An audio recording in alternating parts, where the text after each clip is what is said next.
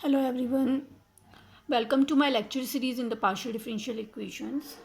So far we have discussed about the linear and non-linear partial differential equations. Now in this video we will study the homogeneous linear partial differential equations with constant coefficients.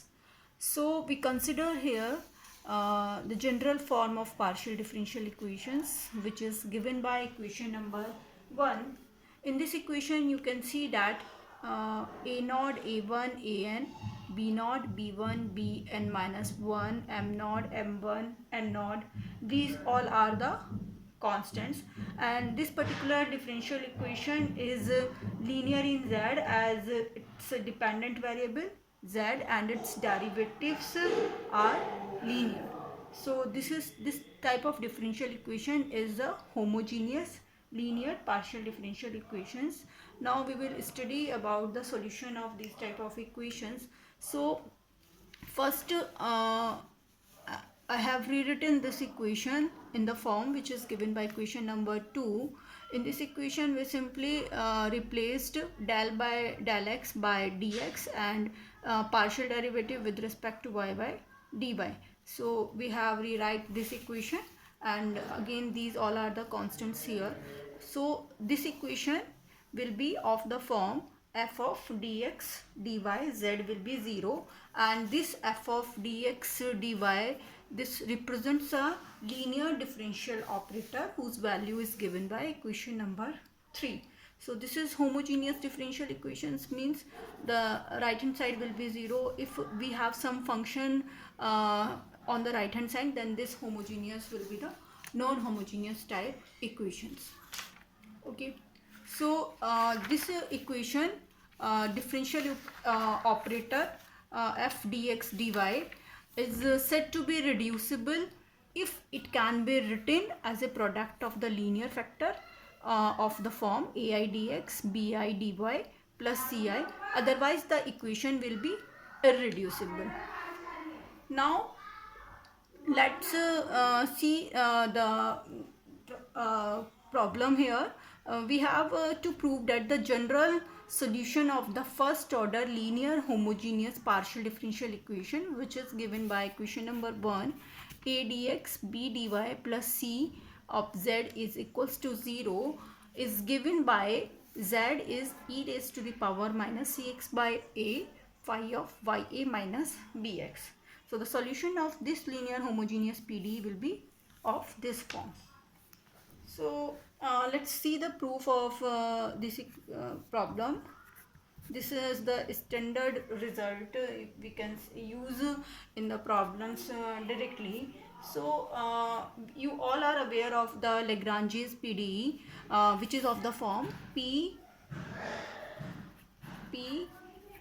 Q is equals to r of x. Okay, so compare the given equation with the Lagrange's PDE. We have the value of p of x here is a, dx is nothing but the partial derivative with respect to x, means this is p, and dy is q.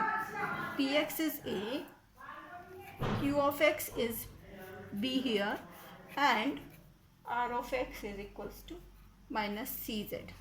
Now we have to write down the auxiliary equation. The auxiliary equation of 1 is dx by p dy by q is dz by r, or we rewrite like p is a, q is b, and r is minus cz.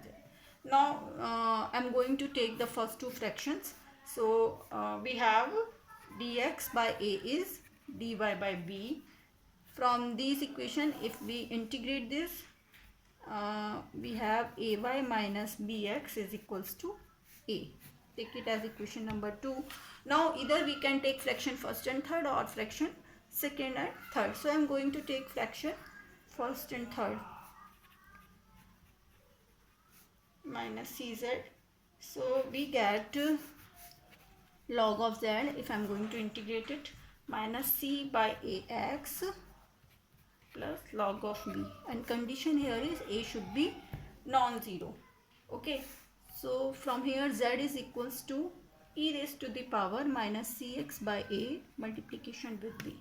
Therefore, the general solution of 1 is that consists of one arbitrary function, and it's equals to, we can write it as phi of ay minus bx, and condition here is a is not equals to 0.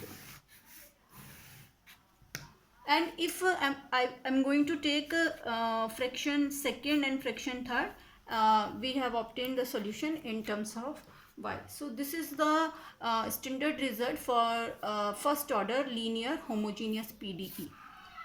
Okay, now we have obtained some special results from this equation. So from this general form, if I am going to take c is equals to 0, c is equals to 0 here, then this equation reduces in a dx plus b dy equals to 0. So the solution will consist of, because the c is 0, so solution consists of only phi is ay minus bx. So this is our standard result first, corollary first, you can say.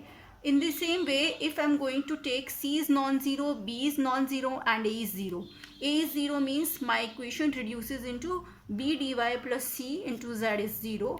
So in the same way, our solution reduces in a is 0 here, a is 0 here. So our solution is e raised to the power minus cy by b xi of x, because a is 0. Okay. In the same way, if I am going to take c is non-zero, a is non-zero, and b is 0, b is 0.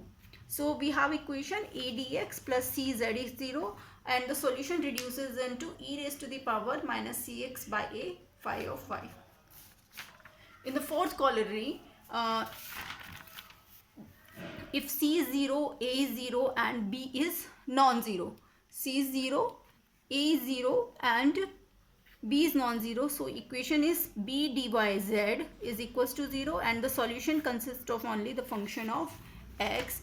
And in the same way, if c is 0, b is 0, and a is non-zero, then the general solution of the equation consists of only the function of y.